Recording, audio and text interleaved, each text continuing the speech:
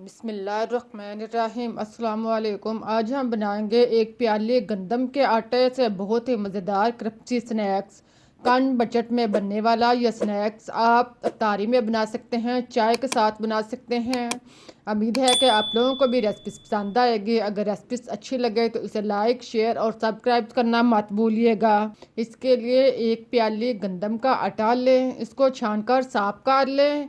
Bowl में डालने के बाद आप इसमें नमक 1 चम्मच डाल लें, सुरख मिर्च दानेदार 1 चम्मच डाल लें, अजवाइन आधा चम्मच शामिल कर लें, हरा धनिया कटा हुआ 2 चम्मच डालने के बाद इसको मिक्स कर लें। आटे के अंदर सारे मसाले को अच्छी तरह मिक्स करें।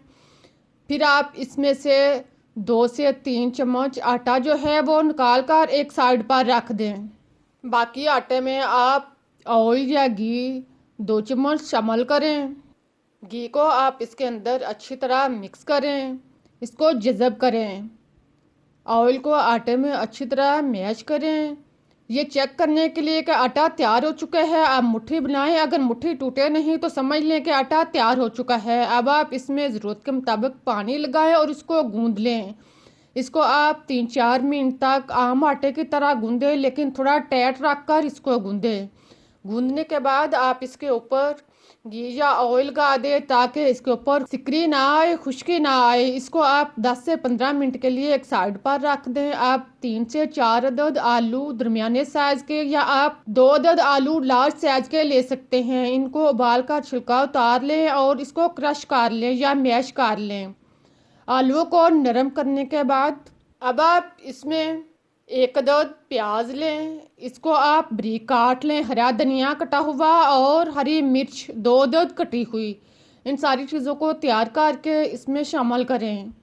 इन सारी चीज़ों को आपने बारीक काटना है। इनको काटने के बाद शामिल करें। फिर आप इसमें नमक टेस्ट के मुताबिक डाल लें, खुश्क धनिया 1 चम्मच, जीरा 1 चम्मच, आमचूर पाउडर आधा चम्मच, चाट मसाला 1 चम्मच शामिल करने के बाद आप इन सब चीज़ों को मिक्स कर लें। इसको आप हाथ के साथ या चम्मच के साथ अच्छी तरह मिक्स करें। आलू के अंदर सारी चीज़ों को यकजां करें। इस तरह से आप इसे मैश करेंगे, कोई भी चीज़ जो है वो लग ना हो। इसको अच्छी तरह तैयार करने के बाद आप इसको एक साइड पर रख दें। देखें इस तरह का आप अमेज़ा जो है वो तैयार करें और इसे एक साइड पर रख दें। आप जो खुश्क आटा निकाला था इसमें आप थोड़ा सा पानी डालकर इसका नॉर्मल सा अमेज़ा बना लें। इसे आप गारे की तरह बना लें, जो ना ज़्यादा गहरा हो ना ज़्यादा पतला हो। इस तरह आटा तैयार करने के बाद अब आप इसमें तिल 1 चम्मच, वाइट और कलवंजी 1 चौथाई चम्मच शामिल करें। इन सब चीज़ों को डालकर आप इसको मिक्स कर लें। इसको आप आटे के अंदर मिक्स करके तैयार करके एक साइड पर रख दें। गूंदा हुआ आटा 10 से 15 मिनट के बाद आप इसको दोबारा से 1 से 2 दफ़ा गूंदें ताकि ऑयल या घी जो है वो अच्छी तरह इसके अंदर जज़ब हो जाए। अब आप इसको 2 बराबर हिस्सों में तकसीम कर लें। इसके आप 2 पेड़े बना लें। आम पेड़े की तरह इसको दोनों हाथों में घुमाकर इसका गोल सा पेड़ा बना लें। नॉर्मल सा मुनासिब सा पेड़ा तैयार कर लें। इसी तरह आप बाकी पेड़ा भी तैयार करें। इसको तैयार करने के बाद अब आप इसको बेल लें। पहले आप इसे हाथ की मदद से थोड़ा सा बेल लें और फिर आप बेलने के साथ बेल लें। बेलने से बेलने के पहले अगर ज़रूरत महसूस हो तो आप थोड़ा सा आटा लगा लें, खुश्क ताकि बेलने हुए साथ ना चिपके। अब आप इसको आम रोटी की तरह बेल लें। इसकी आप नॉर्मल सी गोल सी रोटी बेल लें। देखें इस तरह की इस साइज़ की आप रोटी तैयार करें। इसको तैयार करने के बाद अब आप इसके ऊपर आलू 2 चम्मच जो हमने आलू तैयार किए थे इसके आधे आलू जो हैं वो आप इसके ऊपर लगा लें और आधे बाकी रोटी के लिए बचा कर रख दें। इसको आप चम्मच के साथ सारी रोटी के ऊपर लेप कर लें। इसकी सतह को हमवार कर लें। अच्छी तरह आलू लगाने के बाद अब आप इसको एक साइड से पकड़कर फोल्ड करें। इसका आप तीसरा हिस्सा फोल्ड करें और 2 हिस्से छोड़ दें। अब आप दूसरी साइड से पकड़कर इसको फोल्ड करें। इस तरह आप इसको 3 तहों की शक्ल में बंडल की तरह बना लें। फिर आप इसे हाथ के साथ दबाएं। इसके बाद आप इसको बेलने के साथ 1 से 2 दफ़ा दबाकर इसको सेट कर लें। इसको सेट करने के बाद अब आप इसको काट लें। इसे आप दरमियान से या एक साइड से काटना शुरू करें। इसको आप 1 इंच या आधे इंच के फासले पर काटते जाएं। इसको अच्छी तरह इसी तरह सारे स्नैक जो हैं वो काट लें। बाकी आसा हिस्सा भी आप इसी तरह काट लें। आप देखें इस तरह के स्नैक तैयार कर लें। देखें कितने अच्छे स्नैक जो हैं, तयदार स्नैक, पितले स्नैक जो हैं वो तैयार हुए हैं। इनको आप तैयार करें। बाकी रोटी को भी आप इसी तरह स्नैक्स की तरह बना लें।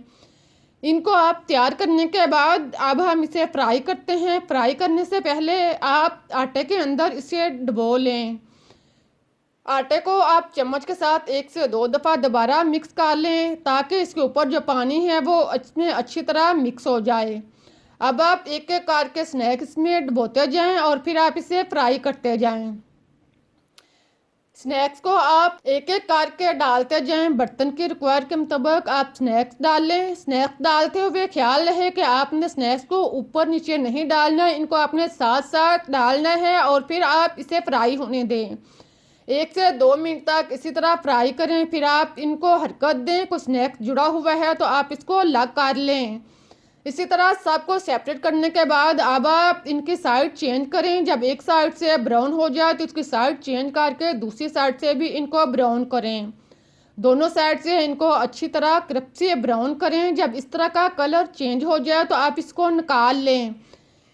इसको निकालने के बाद बाकी स्नैक्स भी आप इसी तरह फ्राई कर लें। देखें कितने अच्छे क्रिस्पी क्रंची स्नैक्स जो हैं वो तैयार हुए हैं। इस तरह से आप स्नैक्स बनाएंगे तो यकीन करें सभी उंगलियां चाट कर खाएंगे। कम बजट में बनने वाली बहुत ही मज़ेदार रेसिपी है। उम्मीद है कि आप लोगों को रेसिपी पसंद आई होगी। अगर आपको रेसिपी अच्छी लगी है तो उसे लाइक करना, शेयर करना, चैनल को सब्सक्राइब करना मत भूलिएगा ताकि मैं आपके लिए इससे बेहतर और मज़े की रेसिपीज आपको टाइम तक पहुंचा सकूं।